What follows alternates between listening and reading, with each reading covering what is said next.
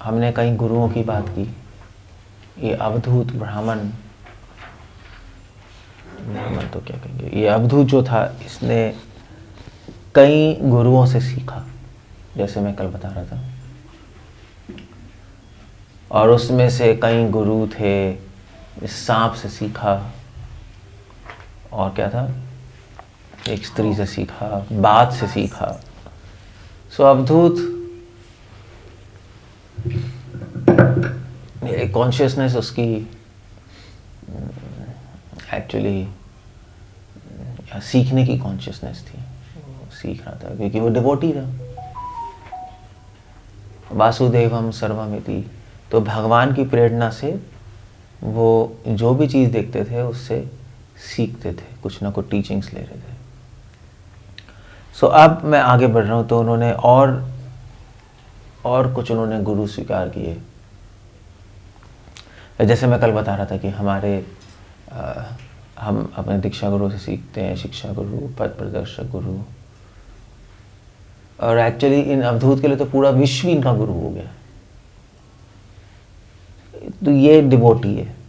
श्रील प्रभुपाद कई बार अपने डिसाइपल्स के साथ मॉर्निंग वॉक करने जाते थे, ओशन मतलब ऑन द बीच।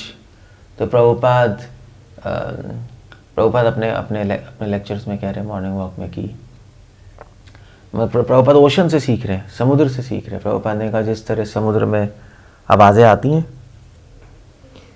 लहरों की आवाज़ें आती हैं, प्रभुपाद ने कहा कि इसी तरह गोपियों के रोने की आवाज़ है। प्रभुपाद वहाँ पे गोपियों को देख रहे हैं।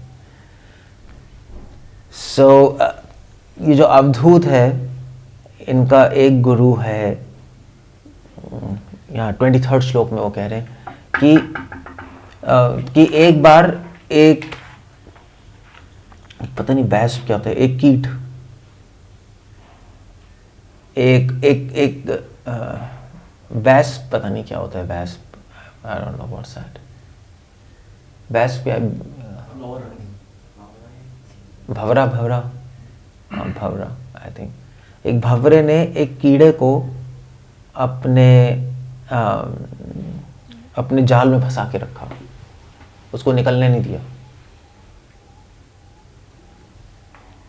तो वो कीड़ा बाहर निकल नहीं पाया क्योंकि छोटा कीड़ा था, भवरा बड़ा था, तो डर के मारे बाहर नहीं आ रहा था। वो अपने जाल से उसको उसके अंदर फंसा के रखा। तो ये अवधूत बैठ के देख रहा था।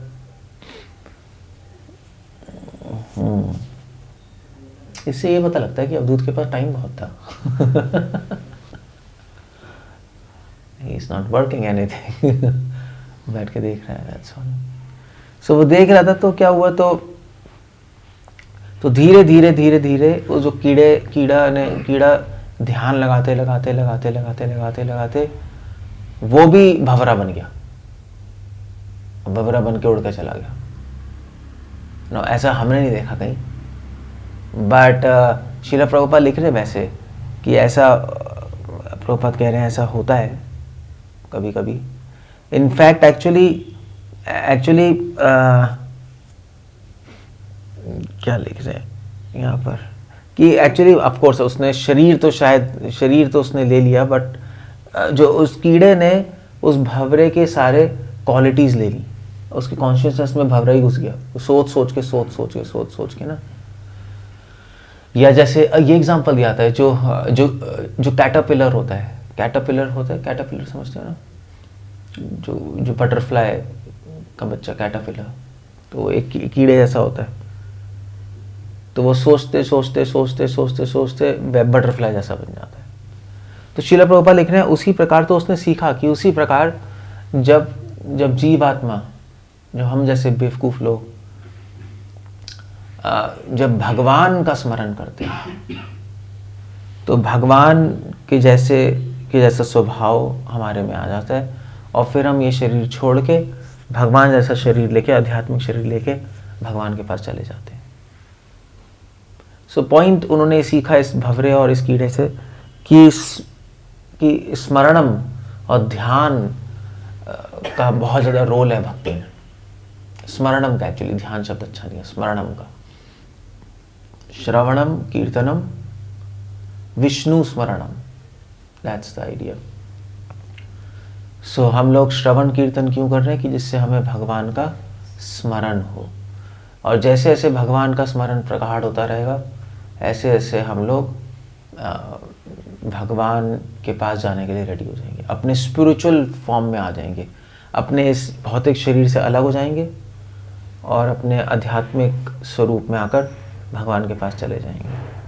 इसीलिए भक्ति सिद्धांत सरस्वती ठाकुर कहते थे कि एक्चुअली शिला प्रभुपाद बहुत सुंदर लिख रहे हैं। प्रभुपाद लिख रहे हैं यहाँ पर कि प्रभुपाद लिख रहे हैं चाहे हम कितने ही मूर्ख क्यों ना हो और कितने ही बेवकूफ़ क्यों ना हो और कितने ही कंडीशन क्यों ना हो, कंडीशन कैसे कहेंगे, कितने ही इस भौतिक संसार में लिप्त क्यों ना हो, मगर अगर हम कृष्ण का स्मरण करना शुरू करेंगे तो चाहे हम किसी भी स्थिति में हो, हम इस जीवन के बाद भगवान को प्राप्त कर सकते हैं। ये अवधूत ने ये सीखा। तो अवधूत ने एक्चुअली ये सीखा कि भगवान को प्राप्त करना इतना मुश्किल नहीं है, पहली बात। और दूसरी बात यह है कि उनको प्राप्त करने की टेक्निक है स्मरणम। मगर स्मरणम कैसे होगा? श्रवणम और कीर्तनम से। इसलिए भक्तिवेदांत ठाकुर कहते थे कि कीर्तन प्रभावे स्मरण होवे। कीर्तन के प्रभाव से जब भगवान का स्मरण होगा तब हमारे आध्यात्मिक शरीर तैयार होने लगेगा। अब वो कैसे होगा?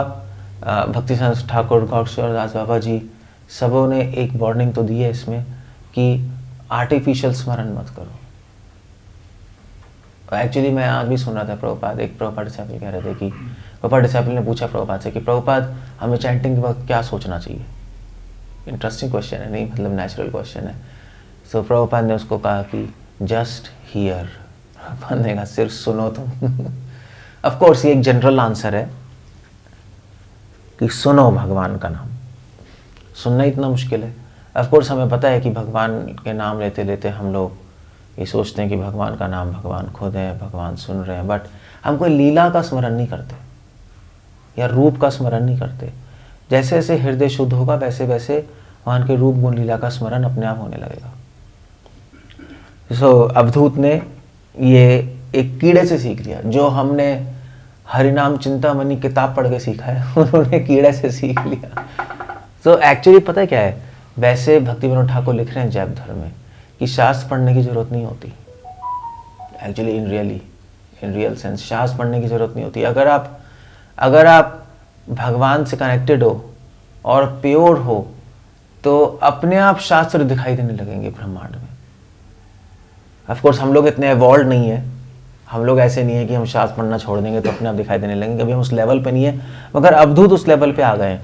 अवधूत जो है ये शास्त्र पढ़ते नहीं है, शास्त्र बनाते हैं। मतलब ये तो कीड़े से सीख रहे हैं, सांप से सीख रहे हैं। अब इनकी तो इन्हीं के तो हम पढ़ रहे हैं यहाँ पर। इन्होंने शास्त्र तो बना दिए, इनकी स्टोरी तो आ गई यहाँ पर।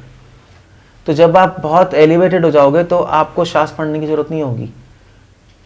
अपने आप ही चीजें आपको पता लगने लगेंगी, अपने आप ही स्वयं प्रकट होने लगेंगी नॉलेज।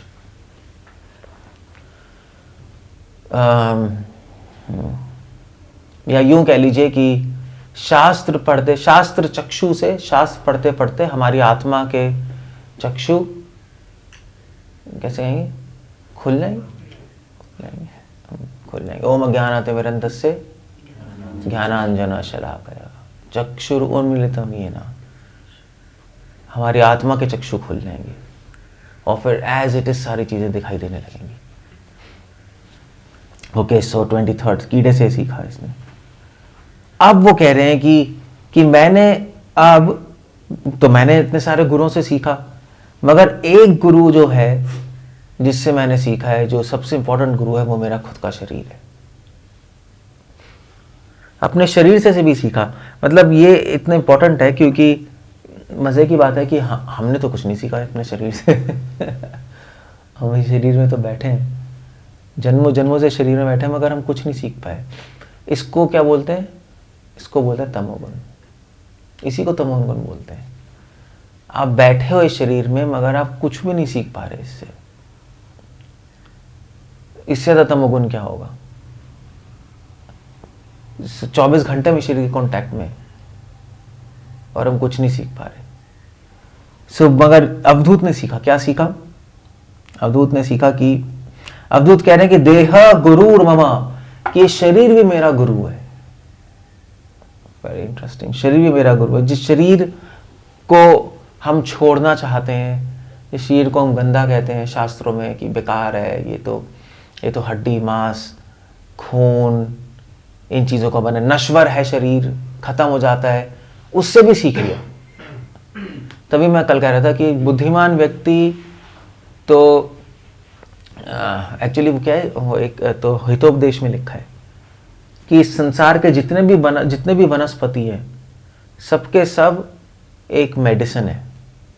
जितने भी पेड़ पौधे, जितने भी, या यूं कह ले जितने भी पेड़ पौधे सब वनस्पति हैं। वनस्पति मतलब वैसे भी भाई मेडिसिन ही होता है। मगर ऐसा कोई व्यक्ति नहीं है जो ये जानता है कि सारे पेड़ पौधे वनस्पति हैं। सब में कुछ ना कुछ मेडिसिनल प्रॉपर्टी तो है, मगर कोई व्यक्ति तो मिले जो ये जानता हो, ऐसा कोई व्यक्ति नहीं है। उसी प्रकार इस संसार में चाहे कोई अच्छी चीज हो चाहे बुरी चीज हो, चाहे हमारा शरीर ही क्यों ना हो, सबके सब कुछ ना कुछ हमें सिखा सकते हैं। मगर कोई ऐसा व्यक्ति नहीं है जो कि सबसे सीख सके। बस ये तो अवधूत तो बिरले ही होते हैं। मनुष्य नाम सहस्रेषु। तो इसने क्या सीखा अपने शरीर से? तो आप लोग क्या कहते हो, शरीर से क्या सीखते हैं? शरीर तो इनका गुरु है, देहो गुरुर ममा। शरीर से क्या सीखा है इन्होंने? कुछ आइडिया है? व्याधि का जड़ है, दुखों का जड़ है। हाँ, तो क्या सीखा फिर? शरीर से निकलो। शरीर से सीखी विरक्ति। देहो गुरुर ममा विरक्ति विवेक हेतुर। विरक्ति सीखी क्योंकि उन्होंने देखा भी शरीर तो हमेशा प्रॉब्लम्स ही देता है, बीमारी और फिर दुख।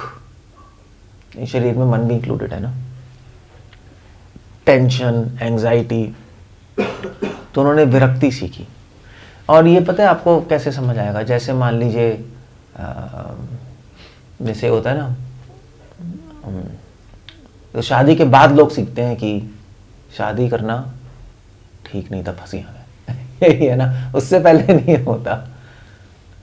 जब रहना शुरू करते हैं स्त्री के साथ तब समझ आता है, ओहो क्या यार, पहले तो मैं पीछे पड़ा हुआ था, ये क्या हो गया, कहाँ फंस गया मैं। तब वैराग्य आता है तब वैराग्य आता है। और फिर उसके बाद गृहस्थ आश्रम के बाद आदमी वानप्रस्थ लेता है, फिर कोई प्रॉब्लम नहीं होती छोड़ने में। आप उसको गृहस्थ ब्रह्मचारी आश्रम में बोलो यार तू गृहस्थ में ना आ जा, उसके दिमाग में घुसेगा ही नहीं। बाद में हम कहते हैं वानप्रस्थ ले लो, ठीक है यार रेडी था मैं, आपने बोल दिया मैं निकलता हूँ यहाँ से। So that's the idea. So उसी प्रकार शरीर में रहते अगर आपके पास शास्त्र चक्षु है तो आपको विरक्ति आ जाएगी। हर आदमी को विरक्ति नहीं आती शरीर में रहते। किसको आ रही है विरक्ति? सब तो एंजॉय कर रहे हैं। मगर जिनको भक्तों की ट्रेनिंग है और जो शास्त्रों के एंगल से देख रहे हैं शरीर को कि देखो ये इसमें तो इतनी प्रॉब्लम्स हैं, बीमारियां हैं, ये हैं, टेंशन है, क्या फायदा है इसमें रहने का, तो विरक्ति आ जाती है। जैसे स्त्री के रहते विरक्ति आ जाती है, ऐसे शरीर में रहते अगर हम शास्त्र पढ़ रहे हैं तो विरक्ति आ जाती है, डिटैचमेंट आ जाती है। और क्यों विरक्ति आ गई? इनका फोन हमेशा ही बजता है क्यों विरक्ति आ गई? क्योंकि वो कह रहे हैं कि शरीर जन्म लेता है और शरीर मर जाता है। वो देख रहे हैं नहीं, शरीर जन्म लेता है और मर जाता है, सबके शरीर ऐसे ही हैं। और अल्टीमेटली शरीर का अंत क्या है? सतताम अतिर दुखकरम, दुखमय अंत है, यही है ना। एक्चुअली शिला प्रभुपाद अपने लेक्चर में कहते हैं कि शरीर के 3 अंत है, भागवतम में लिखा है। या तो वो राख बन जाएगा, या मिट्टी बन जाएगा या स्टूल बन जाएगा टॉयलेट। अब वो कैसे, ये तीनों ही हैं। हिंदू लोग राख बनाते हैं और ईसाई लोग, ये लोग क्या बनाते हैं, मिट्टी दफना देते हैं ना नीचे। और बाकी अगर आप और जो जंगली लोग होते हैं जो कि जंगलों में होते हैं, वो तो ऐसे ही फेंक देते हैं शरीर को, और सब कीड़े खा खा के उसको क्या बना देते हैं, स्टूल, टॉयलेट। तो शरीर की तीन ही गतियां हैं, राख, मिट्टी या स्टूल। और इस शरीर के लिए पूरी सभ्यता इस शरीर के लिए सोच रही है, शरीर कोई बढ़ा रही है, शरीर ही सब हो रहा है, इसी में घुस गए हैं, इतनी केयर कर रहे हैं इसकी। अवधूत ने देखा ये तो कोई इस चीज के लिए काम करने का कोई फायदा नहीं। जिस चीज का अंत ही है उस चीज के लिए हम इतनी मेहनत क्यों करें, इस तरह यूज करो और निकलो यहां से। हाँ, ये फिर वो कह रहे हैं कि ऑल्दो कि चाहे मैं शरीर को इस्तेमाल कर रहा हूं भगवान की भक्ति करने के लिए, कर रहे हैं नहीं, हम तो इसी शरीर को तो इस्तेमाल कर रहे हैं भगवान की भक्ति करने के लिए। तभी शास्त्रों में लिखा है शरीर खलु साधनम, शरीर ही साधन है भगवान को प्राप्त करने का। शरीर एक बोट है, क्योंकि शरीर से बोल रहे हैं, सुन रहे हैं, देख रहे हैं, है तो यूजफुल तो है ही। चाहे ये यूजफुल है, बट फिर भी मैं हमेशा ये याद रखता हूं कि ये नश्वर है और मुझे इससे आसक्त नहीं होना है। ये बहुत जरूरी पॉइंट है। हम यूज करते हैं चीजें, इस संसार की चीजें भी ऐसे ही हैं, चाहे ये चीजें यूजफुल हैं भगवान की भक्ति में, मगर हम इससे आसक्त नहीं होते। सो ये टेक्निक है भगवद गीता की, राग द्वेष विमुक्तस्तु विषय इंद्रियश्चरण। सो भगवान यही कह रहे हैं कि यूज करो सारी चीजें, और मगर निरासक्त हो के एक दिन ये आपको पता होना चाहिए कि अल्टीमेटली इसको छोड़ना है। इसका एक और एग्जांपल देते हैं भागवतम में। ये सीढ़ी लगाते हैं, सीढ़ी लगा के आप ऊपर, जैसे वो लकड़ी की सीढ़ी नहीं होती, वो लगाया आपने, ऊपर चढ़ गए, फिर सीढ़ी को फेंक दिया, बस जरूरत ही नहीं, आप चले गए ऊपर। तो ऐसे ही शरीर है, आपने यूज किया, भगवान की भक्ति की, भगवान का स्मरण किया, और फिर इसको फेंक दिया, भगवान के धाम चले जाओ। इसे आसक्त मत हो। मतलब आप एक बोट पे बैठे, आपने नदी क्रॉस की, और फिर क्या करोगे, बोट से उतर के चले जाओगे। बोट में थोड़ा ना बैठे रहोगे, बोट में बैठे रहोगे तो दोबारा वापस आ जाएगी। इसलिए एक्चुअली अवधूत ने क्या सीखा, अवधूत ने सीखा कि वर्क विद डिटैचमेंट, काम करना चाहिए मगर विरक्ति के साथ। मगर ऐसा होता नहीं, जब हम चीजें करते हैं तो हम उससे अटैच हो जाते हैं, है नहीं। जब कोई डिवोशन में भी काम करता है तो वो चीज़ों से ऐसे अटैच हो जाता है, पोस्ट से अटैच हो जाते हैं हम लोग। वो एक ट्रैप है माया का। चीज़ें हैं, यूज़ करो और आगे बढ़ो, जब यूज़ हो जाए तो छोड़ दो, दैट्स ऑल। उसको पकड़ के मत रखो, वो बहुत ज़रूरी है। सो ही लर्न दैट। ओके, और क्या सीखा अपने शरीर से, और ये सीखा कि जो व्यक्ति अपने शरीर से आसक्त होता है वो बहुत ज्यादा पैसे कमाता है। ही सॉ दैट, वो ज्यादा पैसे कमाता है। उसने शरीर से सीखा, शरीर उनका गुरु हो गया ना, तो शरीर से सीखा कि जो व्यक्ति इस शरीर से आसक्त है वो बहुत पैसे कमाएगा। और पैसे क्यों कमाएगा, अपनी पोजीशन को स्टेबल करने के लिए, अपने वाइफ, अपने बच्चे, अपने रिलेटिव्स, अपने फ्रेंड्स, उनके बीच में अपनी प्रतिष्ठा बनाने के लिए, उनको सिक्योर करने के लिए पैसे कमाएगा। सो शरीर से ये सीखा कि उन्होंने तो शरीर से उन्होंने विवेक सीखा, विवेक। और क्यों कर रहा है वो सब, पैसे वैसे क्यों कमा रहा है, क्योंकि जिससे वो खुश रह पाए, है नहीं, फ्रेंड्स बना पाए, वाइफ आ जाए, बच्चे आ जाए, घर आ जाए, एक्चुअली खुश रह पाए। तो अल्टीमेटली वो शरीर को यूज कर रहा है अपने आप को इंजॉय करने के लिए। वो लिख रहे हैं यहाँ पे कि एनीवे ये तो हो गया। सो एक्चुअली वो लिख रहे हैं कि सारे गुरुओं में से शरीर सबसे बेस्ट गुरु है, और शरीर सबके पास है। ऐसा कोई व्यक्ति नहीं जिसका शरीर नहीं है। हो सकता है किसी ने सांप ना देखा हो सकता है किसी ने बाज ना देखा हो। सारे एग्जाम्पल जो बता रहे हैं वो आप कहो यार हमें तो पता नहीं, हमने तो कभी सांप नहीं देखा। शरीर तो सबने देखा है ना। ये गुरु तो सबके पास है। और इस शरीर से सीखा कि जो गुरु है, ये जो है, जो व्यक्ति शरीर और आत्मा में सही से अंतर नहीं समझते, विवेक, पहला वैराग्य सीखा, दूसरा क्या सीखा? विवेक। जो अंतर नहीं समझते वो धीरे धीरे धीरे धीरे इस शरीर से आसक्त हो जाते हैं और शरीर को इस्तेमाल करते हैं अपने भोग के लिए, और इस संसार में हमेशा के लिए फंस जाते हैं। एक्चुअली पता है क्या है, एक्चुअली जो श्रील प्रभुपाद ने अपने सारे लेक्चर्स में बोला ना कि तुम आत्मा हो, शरीर नहीं हो, यही सबसे इंपॉर्टेंट नॉलेज है। बाकी सारा ज्ञान तो इस पे ऊपर उठता है। और जो व्यक्ति ये बेसिक्स लूज कर देगा तो फिर आप भक्ति में कुछ नहीं कर सकते, इम्पॉसिबल। एक्चुअली भगवान को भूलना बहुत मुश्किल है। श्रील प्रभुपाद से रिपोर्टर ने पूछा था ना, कि एक डिवोटी ने पूछा था, प्रभुपाद भगवान को याद करना बड़ा मुश्किल है। प्रभुपाद ने कहा भगवान को भूलना मुश्किल है, क्योंकि आप हमेशा शरीर में बैठे हो, शरीर आपको ये ध्यान दिलाता रहेगा हमेशा कि संसार से निकलो। अगर आपके पास शास्त्र है, शास्त्र नहीं है, तो ये ध्यान दिलाता रहेगा कि संसार को भोग करते रहो। डिपेंड करता है कि आप किस एंगल से चीजें देख रहे हो। जैसे कभी कभी दुख आता है तो लोग बोलते नहीं, भगवान का नाम नहीं लेते दुख में, अपने आप ही भगवान, हे भगवान प्रॉब्लम्स आ गई, वो आ गई, दुख आ गया। और जब नहीं होता तो हम भूल जाते हैं। सो ये शरीर से उन्होंने सीखा विवेक। दूसरी चीज क्या सीखी? विवेक।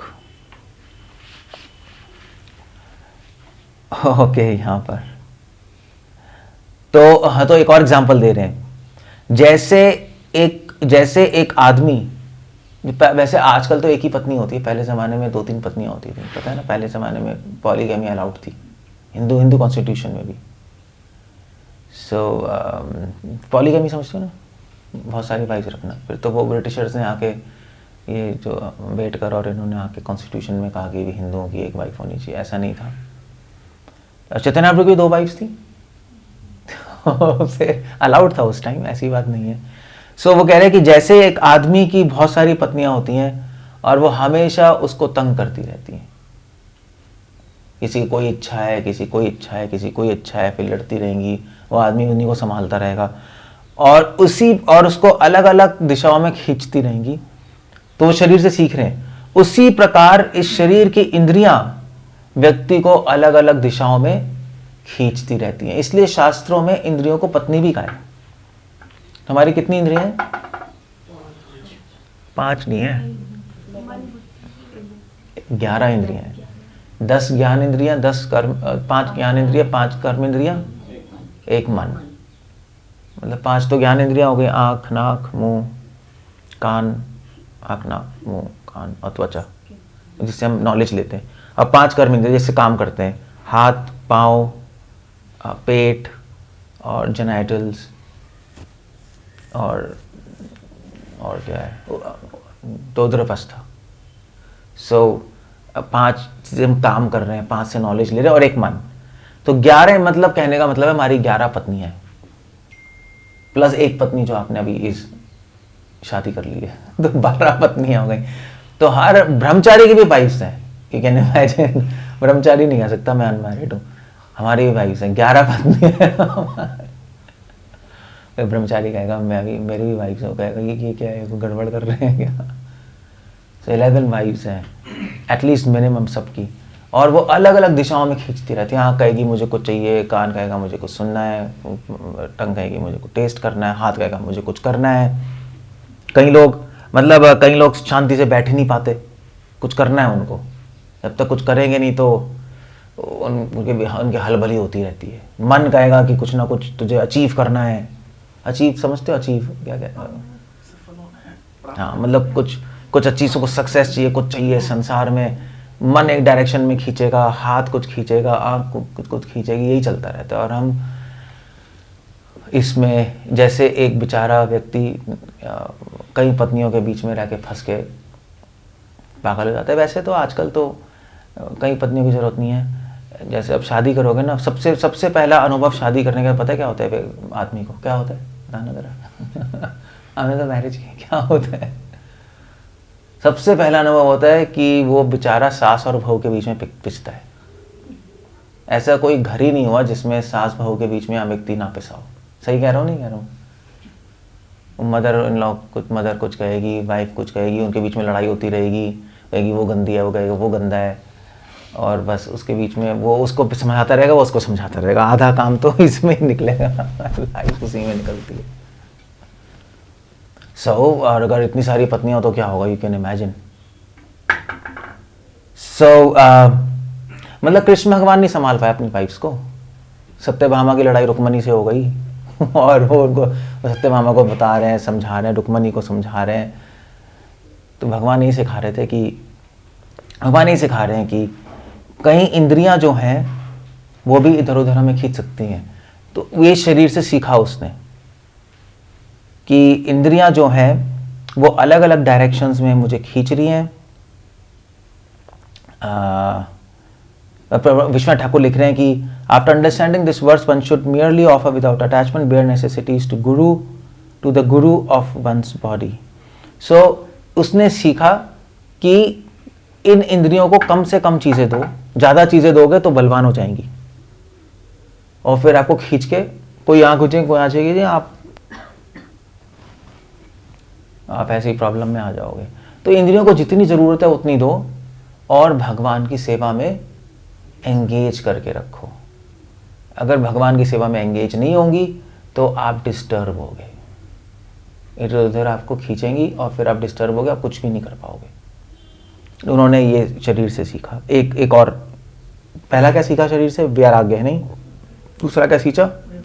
विवेक, इंटेलिजेंस, कि इनको एंगेज करके रखो। जैसे एक आदमी की बहुत पत्नी है, कभी कोई कह रही है, कभी कोई कह रही है, आप उनको एंगेज कर दो। कैसे करोगे? एंगेज करो, उनको बिजी कर दो तो आपको तंग नहीं करेंगे। कैसे बिजी करते हैं? ऑर्डिनरी एग्जांपल दे रहा हूँ मैं। जैसे कभी किसी की शादी होती है ना, तो वो अपनी मम्मी पापा से आके कहता है कि भैया मैं तो तंग आ गया हूँ, लड़की से दिमाग खराब कर दिया इसने, पागल हो गया हूँ इसकी इच्छा पूरी करते करते। तो एडवाइस क्या करते हैं बड़े बड़े लोग? आप लोग ही नहीं पता? कोई बात नहीं, नहीं एडवाइस करते हैं बच्चे कर दो, ये अपने आप उसमें बिजी हो जाएगी, तेरा दिमाग खाना बंद कर देगी। यही एडवाइस होती है बड़े लोगों की। सही कह रहा हूँ नहीं कह रहा हूँ? बच्चे करो भाई, वरना दिमाग खा जाएगी ये, एंगेज करो इसको तो बिजी करना होता है, तब वो दिमाग नहीं खाएंगे। तो सेंसेस को बिजी करना होगा, तो इंद्रियों को आपको भगवान की सर्विस में लगाना पड़ेगा। सारी इंद्रियों को, आँख को, नाक को, कान को, कर्म इंद्रियां। मतलब एक्चुअली उसने शरीर से सीखा कि शरीर एक गुरु है कि जब तक भक्ति में आप बिजी नहीं होगे तब तक empty mind is devil's mind, devil's workshop.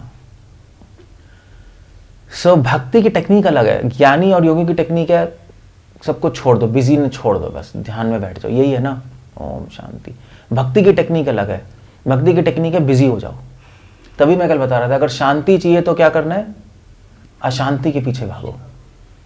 अब वो अशांति संसार की नहीं, भगवान की सेवा में अशांति, तो अपने आप ही चीजें कंट्रोल हो जाएंगी।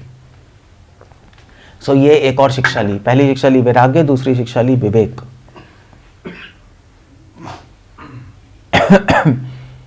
ओके और फिर इसके बाद ये बहुत फेमस श्लोक 29 श्लोक, ये जरूर याद कर लेना, 11वें स्कंद का 9वें अध्याय का 29 श्लोक। लब्ध्वा सुदुर्लभम इदम बहु संभवान्तो, फेमस वर्ष सुना है आप लोगों ने? मानुष्यम अर्थदम अनित्यम अपीह धीरा तूर्णम यतेत न पतेत अनुमृत्यु यावन निश्रेष्याय विषय खलु सर्वतः स्यात्। तो कह रहे हैं कि करोड़ों शरीर से सीखा है कि करोड़ों, ये शरीर हमें करोड़ों जन्मों बाद ये मनुष्य शरीर मिलता है, कि करोड़ों जन्मों बाद ये मनुष्य शरीर अपने आप ही मिल जाता है। हमने कोई चूज तो किया नहीं, हमें मिल गया।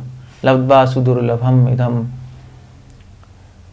मगर एक्चुअली सेम श्लोक प्रहलाद महाराज जी बोल रहे हैं, मगर ये शरीर अनित्य है, बट फिर भी अनित्य होते हुए भी नित्य की प्राप्ति कराता है। ये बहुत इंटरेस्टिंग फैक्ट है। चाहे ये अनित्य है, चाहे दुख देता है, फिर भी ये प्राप्ति नित्य चीज और सुखमय चीज की कराता है। तो इसीलिए इसने अवधूत ने क्या सीखा? अवधूत ने इस शरीर से सीखा कि हम किसी खराब चीज को भी इस्तेमाल कर सकते हैं सही कंक्लूजन को अटेन करने के लिए। कैसे हिंदी में कहेंगे? मतलब क्या कहते हैं उसका? Best use of bad bargain. सुना है? मतलब आप किसी बिल्कुल बेकार चीज को भी इस्तेमाल कर सकते हो कोई अच्छी चीज प्राप्त करने के लिए, अगर आपको यूज करनी चीज आती है तो शरीर ने सिखाया, शरीर तो इतना बेकार है, अनित्य है, दुखमय है, मगर इससे हमें प्राप्ति हो रही है नित्यता की, अगर आप यूज सही से करो। नहीं करोगे तो चलो बेकार ही है। तो पहली चीज वैराग्य, दूसरी चीज विवेक, तीसरी चीज यहां पे क्या सीखी उन्होंने सीखी कैसे कहेंगे हिंदी में? यहीं पे देखता हूं मैं शब्द आया अनित्यम निश्रेयस्य अनुमृत्यु सर्वतः स्यात्, इसमें तो लिख नहीं रहा है। हाँ, तीसरी चीज देखी अर्थदम। अर्थदम या यूं समझ लीजिए कि पता है, आपको पता है जो बहुत अच्छे बिजनेसमैन होते हैं ना, जो बहुत ही एक्सपर्ट बिजनेसमैन होते हैं, ऐसा कहते हैं जो बहुत अच्छे बिजनेसमैन होते हैं वो मिट्टी को भी सोना बना देते हैं। सुना है? वो हवा से भी पैसे निकाल लेंगे। शीला प्रभुपाद ने बोला था, शीला प्रभुपाद खुद बिजनेसमैन थे, तो प्रभुपाद अपने डिवोटीज को कह रहे थे, डिवोटीज कह रहे थे कि हम फंड कलेक्शन करेंगे, भगवान मतलब प्रभुपाद ने कहा कृष्णा के लिए पैसे लेके आओ। उन्होंने कहा कि प्रभुपाद जी कलेक्शन करनी है, बहुत मुश्किल है। प्रभुपाद ने कहा नहीं, प्रभुपाद ने कहा हवा में पैसे होते हैं प्रभुपाद ने कहा तुम्हें निकालने आने चाहिए। तो बिजनेसमैन तो ऐसे ही होता है, बिजनेसमैन तो यही कर देता है, मिट्टी को सोना बना देगा। बस वही बात है। एक्चुअली तीसरी चीज जो अवधूत ने सीखी, वो सीखी ट्रांसेंडेंटल बिजनेस करना। अगर प्रभुपाद की लैंग्वेज में कहें, बिजनेस। इस शरीर जो मिट्टी है इसको इस्तेमाल कर दिया सोना प्राप्त करने के लिए, भगवान। अब उसके लिए आपको एक्सपर्ट बिजनेसमैन होना पड़ेगा, वरना आप कर नहीं पाओगे, आप कैसे निकालोगे? तो ये एक तीसरी चीज सीखी अपने शरीर से। पहली चीज सीखी वैराग्य, दूसरी चीज विवेक। विवेक क्या था? कि अपने इंद्रियों को एंगेज करके रखो। और तीसरी चीज अर्थदम, मतलब ट्रांसेंडेंटल बिजनेस करना। वो एक्चुअली शरीर से उसने सीख लिया कितनी इंटरेस्टिंग इंसाइट है नहीं? वो कितनी सारी चीजें सीख रहा है शरीर से। हमने क्या सीखा शरीर से? ऐश करो नहीं, बस हमने तो ये सीखा। एक्चुअली हमने कुछ भी नहीं सीख पाया। सो इसलिए भक्ति विनोद ठाकुर हमेशा कहते थे knowledge is power. Bar bar actually भक्ति सिद्धांत सरस्वती ठाकुर ने अपने गॉडिया मैगजीन्स में बार बार कहते थे कि मेरे जो फादर तो कहते नहीं थे भक्ति विनोद ठाकुर को, भक्ति विनोद ठाकुर को कहते थे कि वो नाम से कहते थे कि ठाकुर भक्ति विनोद हमेशा बोलते थे मुझसे और बाकी लोगों से कि नॉलेज इज पावर। कि अगर आपके पास नॉलेज है शास्त्रों की तो आपको वो चीज़ें समझ आएंगी जो ऑर्डिनरी आदमी सपने में भी सोच नहीं सकता। मतलब कौन सोच सकता है कि शरीर से हम इतनी सारी चीज़ें सीख सकते हैं? कौन सोच सकता है? बट अवधूत सीख रहे हैं। ओके, सो फिर वो यहाँ पे कह रहे हैं अवधूत की मैंने इन सारे गुरुओं से बहुत कुछ सीखा। एवं संजात वैराग्यो विज्ञान आलोक आत्मनि। इस तरह मैं वैराग्य विवेक और विवेक के साथ और अर्थदम के साथ अपनी आत्मा में संतुष्ट रहता हूं। विचारामी महिमेताम, और इस तरह मैं सारे पृथ्वी पे विचरण करता हूं। संतुष्ट मुक्त संगो अनअहंकृत, और मुक्त अवस्था में मैं निरअहंकार होके इस संसार में चलता रहता हूं। और गोपियों ने भी ये सेम कहा। एक्चुअली अवधूत ने तो एक ज्ञानी भाषा में कहा है, गोपियों ने इसी चीज को एक रसिक भाषा में कह दिया। कौन सा श्लोक है? क्या कहते हो? गोपी गीत का श्लोक है, तव कथामृतम तप्त जीवनम कवि पीड़ितम कल्मषापहम श्रवण मंगलम श्रीमदाततम भुवि गृह्णन्ति ते घोरिता जना। भक्त लोग इस संसार में विचरण करते हैं, भगवान की कथा बोलते रहते हैं और खुद उसको आस्वादन करते हैं, दूसरों को आस्वादन करते हैं। सेम चीज़ है, उसी को इन्होंने एक मतलब तो अवधूत ने इस सेम चीज़ को उपनिषदिक भाषा में बोल दिया, गोपियों ने इसी चीज़ को रसिक भाषा में बोल दिया। बात एक ही है कि एक डिवोटी आत्मसंतुष्ट रहता है, और चैतन्य महाप्रभु ने दूसरी तरीके से बोल दिया वैराग्य विद्या निज भक्ति योगा। हम ऐसी भक्ति कर रहे हैं जो किससे अलंकृत है, वैराग्य और विद्या से। वैराग्य विवेक ही तो मैंने बोला है,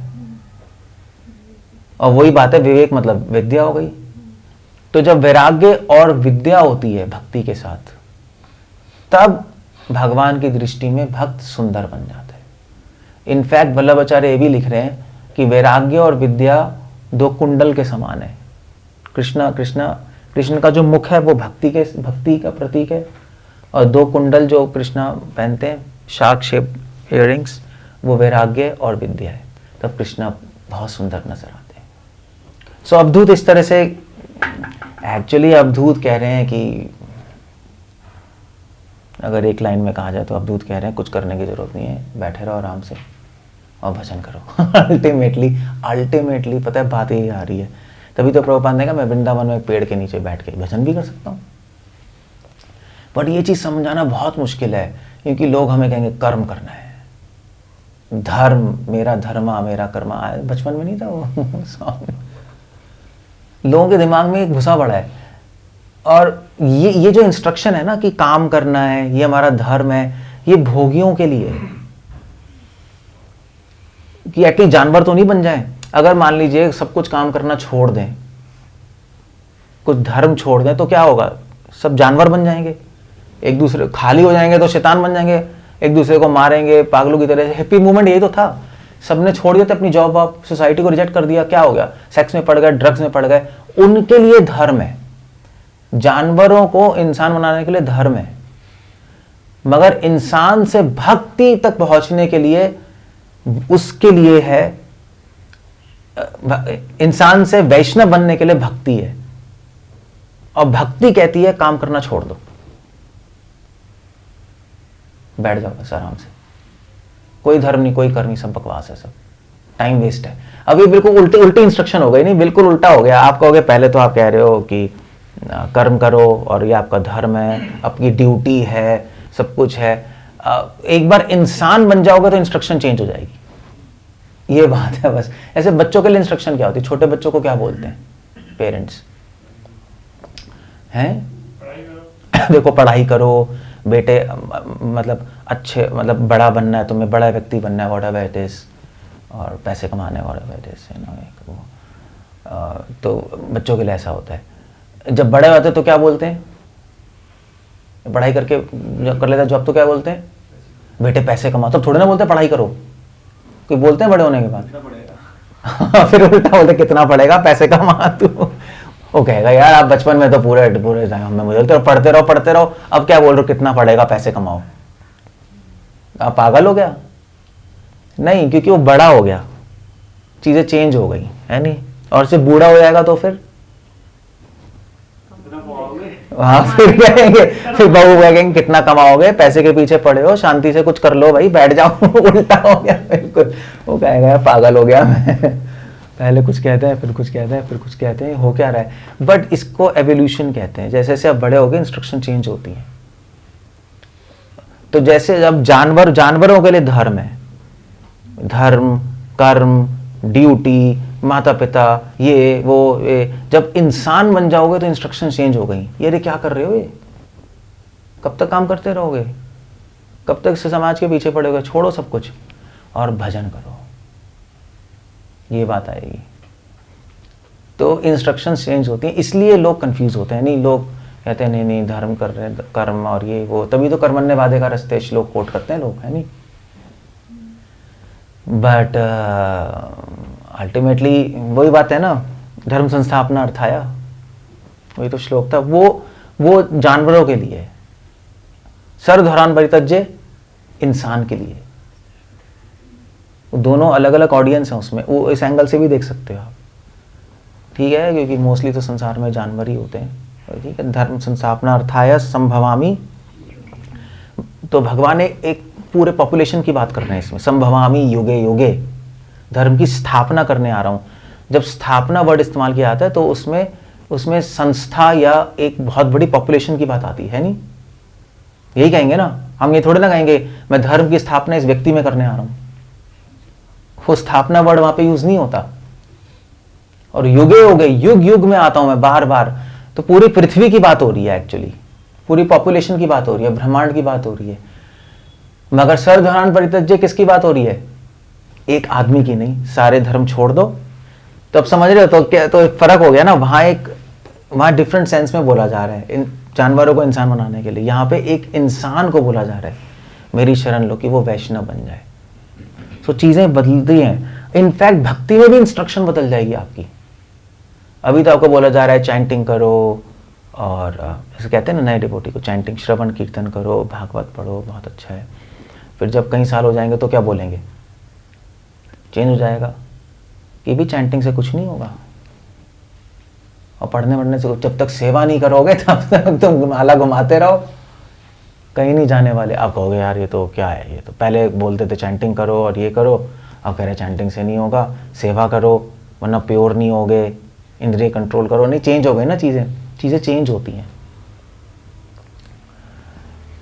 तो उसमें सरप्राइज नहीं होना चाहिए। एक्चुअली अगर आपकी लाइफ में चीज़ें चेंज नहीं हो रही तो सरप्राइज होना चाहिए। अगर वही चीज़ें चलती जा रही है ना, तो आप कुछ गड़बड़ कर रहे हो आप।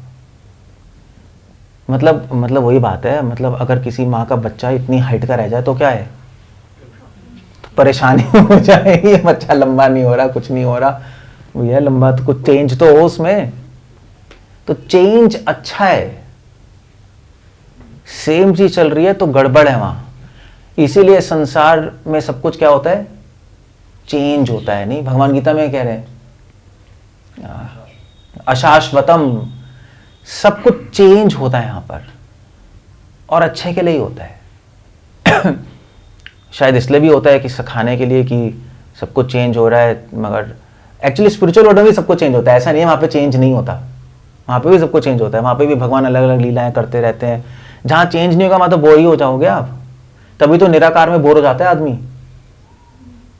तभी तो प्रभुपाद कह रहे हैं बोर होके वापस आ जाते हैं। वहां पे कुछ हो ही नहीं रहा, वहां पे लटके हुए हैं वो। मगर यहाँ का चेंज वहाँ का चेंज में अंतर है बस।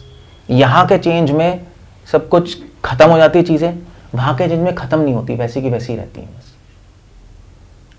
बस ये थोड़ा डिफरेंस है, अदरवाइज चेंज होना तो बहुत ज़रूरी है। इनफैक्ट जैसे अभी शुरू में बोला था माइंड कंट्रोल करो, बोला नहीं आता, माइंड कंट्रोल।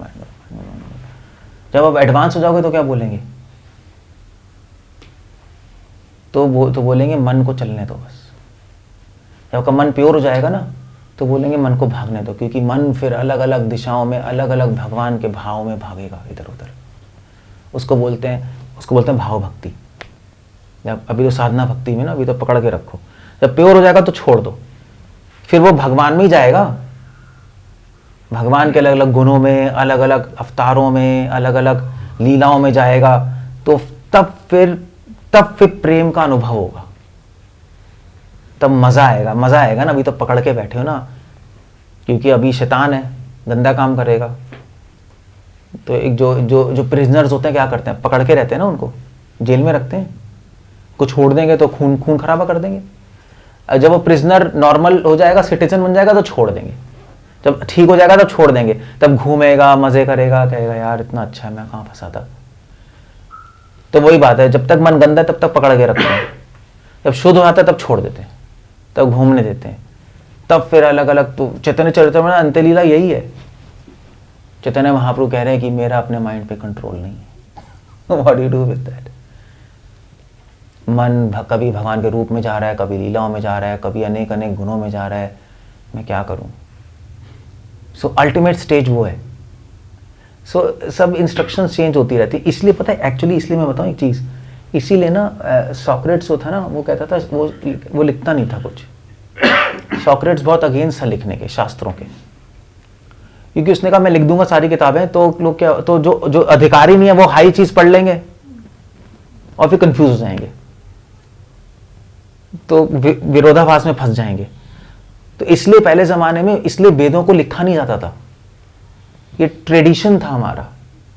कलयुग से पहले वेद लिखे नहीं आते थे, वेद बताए जाते थे, ओरल ट्रेडिशन था। ओरल ट्रेडिशन कैसे कहेंगे हिंदी में? हाँ पता नहीं क्या हिंदी में कहते हैं, श्रुति परंपरा थी।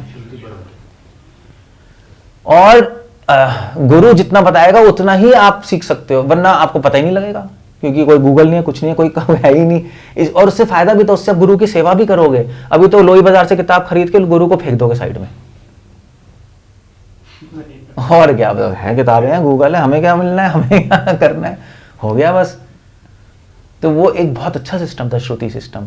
तो और गुरु देख के बताता, जैसे कृष्ण बलराम को 60 दिन में, कितने 64 डेज में सिखा दी थी ना सारी चीजें सारी विद्याएं सीख ली थी।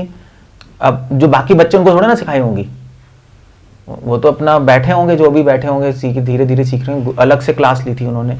तो पहले ज़माने में एक्चुअली अलग अलग बच्चों के लिए, अलग अलग स्पीड के बच्चों के लिए अलग अलग क्लासें होती थी, सबको इकट्ठा नहीं बिठाते थे। श्रुति परंपरा को लिखते नहीं थे, लिखेंगे तो कंफ्यूज होंगे। अब फिर मगर व्यासदेव जी ने लिख दिया कलयुग के शुरू में।